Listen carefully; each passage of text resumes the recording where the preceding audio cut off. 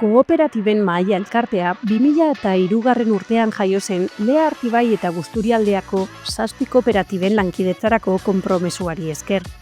Burdinola, Zikautzo, Eika, Fagor Arrasate, Kide, Laboralkutza eta Maier. Hasieratik bere misioa argia izan da.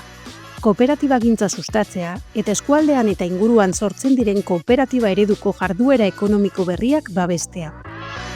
2008an Lea Artibai Fundazioaren patronatuan sartu eta eskualdeko garapen ekonomikoa bultzatzeko elkarlanari ekin zioten. 2017an eskualdeko eraldaketa sozialerako proiektuak garatzeko beste urrats bat eman zuen elkarteak. Eta urtebete beranduago, Lea Artibai Fundazioarekin elkarlanean talentatu proiektua abiatu zuen. Eskualdean talentua sortu, erakarri eta fidelizatzea helburu duen egitasmoa.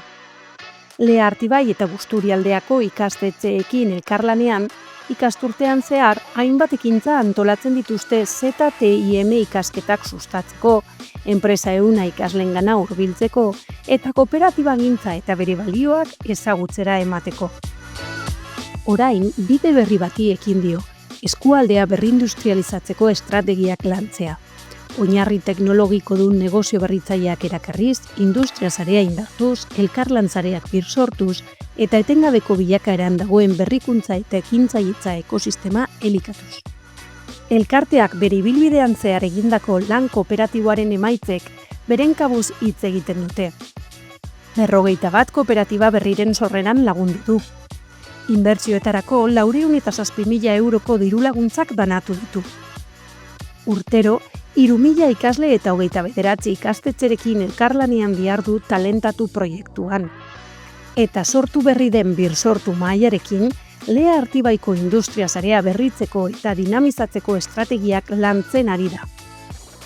2024an, kooperatiben Mahaia elkartea osatzen duten kooperatibek eragin handia izan zuten beren ingurunean. 24,6 milioi euro inbertsioetan. 707,8 milioi salmentetan. 13,4 milioiko erosketa volumena eskualdean. 3,5 milioiko IPDK dotazioa. 2.261 lanpostu Lea Artibai eta Busturialdean. 1.862 bazkide, horietatik 560 emakumeak, 125.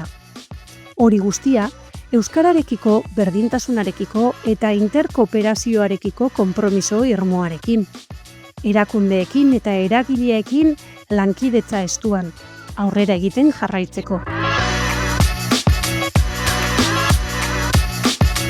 Izan ere, Jose Mari Arizmendiarrieta, kooperatibagintzaren sortzaileak izan zuen bezala, batasuna da ahulen indarra, elkartasuna da gure indarrak multiplikatzen dituen palanka altzua.